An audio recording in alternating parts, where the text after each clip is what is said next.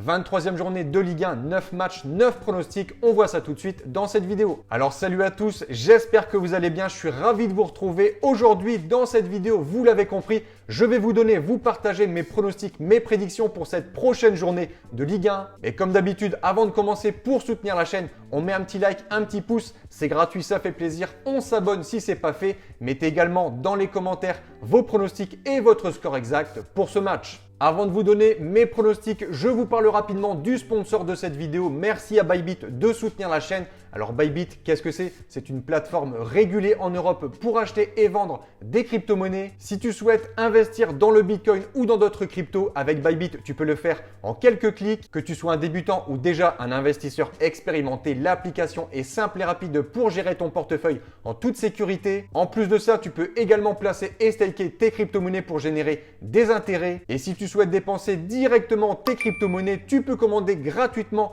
la carte bancaire Bybit qui t'offre en plus un cashback de 10% sur tous tes achats du quotidien, vacances, loisirs, restaurants. Tu dépenses 100 €, tu récupères directement 10 € sur ton application. Tu l'as compris, avec Bybit, tu investis, tu dépenses, tu profites. Si tu es intéressé, tu as le lien pour t'inscrire dans la description.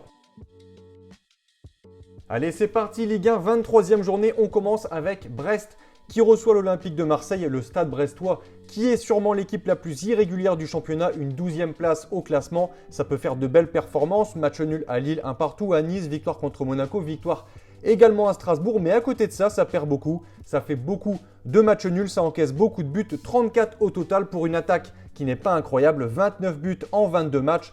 En revanche, à domicile, c'est plutôt pas mal. Au cours des 5 derniers matchs, c'est 4 victoires et une défaite. Donc Marseille est prévenu, ce ne sera pas un déplacement facile, surtout que actuellement, tout le monde le voit, c'est la crise à l'OM. Des résultats qui ne sont pas bons. Défaite contre Paris 5-0, Bruges 3-0, Liverpool 3-0. On a également ces deux matchs nuls contre le Paris FC et Strasbourg, avec les deux fois pourtant une avance de 2 buts et au final 2 matchs nuls de partout. On a De Zerbi qui a été viré, Longoria apparemment rétrogradé, Benassia qui voulait démissionner. On a cette élimination forcément en Ligue des Champions. En gros, rien ne va plus.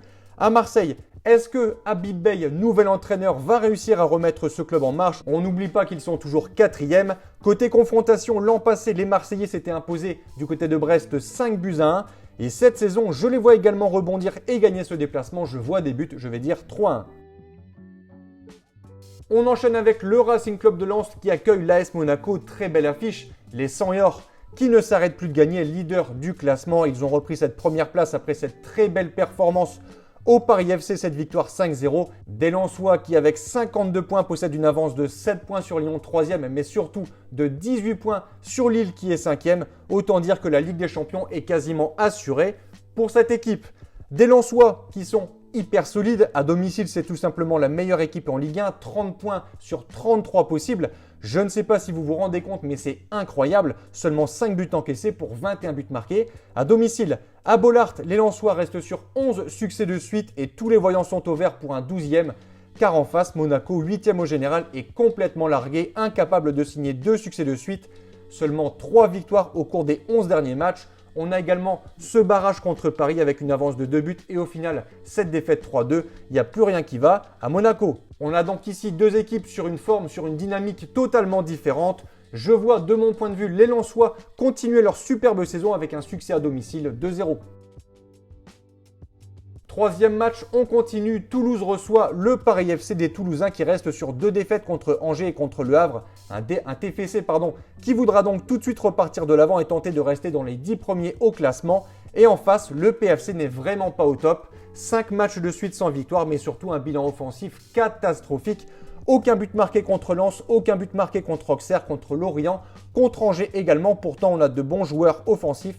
Kebal, Crasso, récemment Chiro Immobilier, mais ils ont énormément de mal en attaque. Lors du match aller, les Toulousains s'étaient imposés 3-0 et je les vois ici signer une autre victoire à domicile 2-1.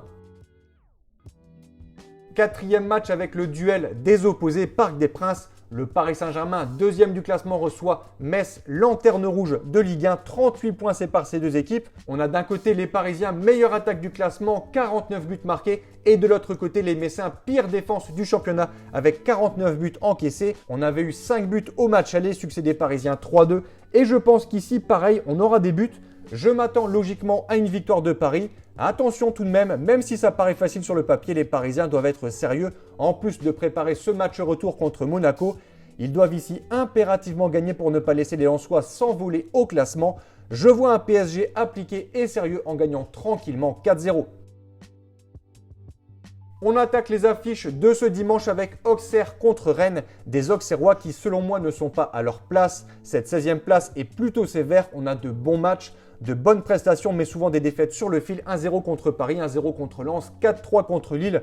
Quand on compare aux autres équipes de bas de tableau, Auxerre a une bonne défense, mais par contre la pire attaque du championnat et c'est clairement ça qui leur fait défaut. Ce ne sera pas facile contre Rennes qui vient de changer d'entraîneur avec Franck Hayes qui a remplacé Habib Beye. On a également cette victoire contre Paris 3-1. On a donc un Rennes 6e qui arrive en pleine confiance contre l'Agia clairement en recherche de points et qui doit se battre pour le maintien.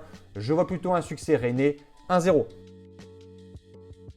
On poursuit avec le LOSC qui se déplace à Angers, des Lillois qui sont en totale perdition. Ils sont encore 5e au classement, mais grâce à leur bon début de saison, ils étaient 4e avec 10 points d'avance sur le 5e. Et là, toute cette avance a disparu. Lille ne fait que perdre ou faire match nul sur les 10 derniers matchs. Une seule victoire de nul, 7 défaites. Des Lillois qui n'arrivent plus à marquer, qui ne montrent absolument rien sur le terrain. J'ai regardé Lille-Belgrade en Ligue Europa, aucune occasion pour Lille, un seul tir cadré en 90 minutes. Je ne vois absolument aucune solution à Lille. Selon moi, un nul est fort possible, je vais dire un partout. Nantes, Le Havre, Stade de la Beaujoire, compliqué pour Nantes.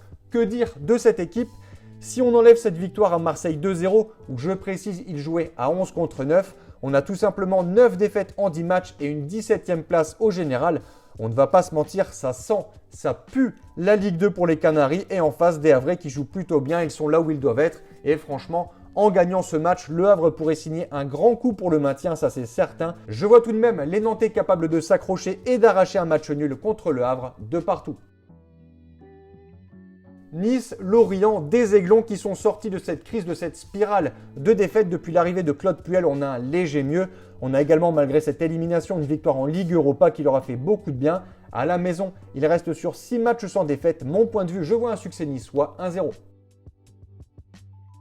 On conclut par Strasbourg qui reçoit les Guns de Lyon. On a ici clairement l'équipe en forme du moment. Les Lyonnais actuellement, c'est injouable. 13 victoires consécutives, toutes compétitions confondues. 3e place en championnat. Qualifié également pour les 8e en Europa League. Je les vois poursuivre à Strasbourg 2-1. Donc voilà pour mes pronostics et je vous conseille une dernière chose. Si vous souhaitez gagner au paris sportif et tenter d'être rentable sur le long terme, il faut parier sur les meilleurs bookmakers. Cela vous permettra d'avoir des cotes plus intéressantes et donc d'augmenter considérablement vos bénéfices. Pour ma part, j'utilise le bookmaker PS3838 via le broker Asian Connect. Et dans cette vidéo, je vous explique étape par étape comment parier sur ce bookmaker. Comme d'habitude, vous avez le lien en description. Sur ce, merci d'avoir regardé. C'était Thomas, je vous dis à la prochaine. Bon pronostic. Ciao, ciao.